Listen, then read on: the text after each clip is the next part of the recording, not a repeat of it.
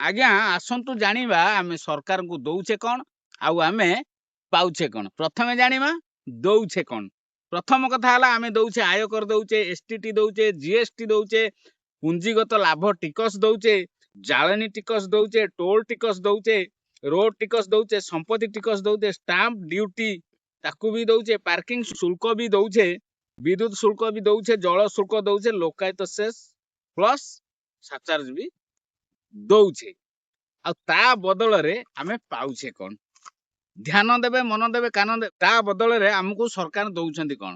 दौचंदी कौन ना महंगा परिस्थिति देइचंदी, खराब रास्ता देइचंदी, प्रदूषण देइचंदी, खाल खमा देइचंदी, ट्रैफिक जंत्रणा देइचंदी, जलबंदी समस्या देइचंदी, विद्युत काट देइचंदी, डाक्तरखाना रे लंबा लाइन मध्य देइचंदी, स्कूल फीस रो बोझ भी देइचंदी, कोर्ट कार्य रे विलंब, असुरक्षित शहर। ये तो गला। बाकी रहिला मध्यवित्त। मध्यवित्त हला देशर एटीएम मशीन, मागणा सुविधा अन्य मानकू, टिकस बोझ आमकू, सेवा शून्य, आशा भरपूर।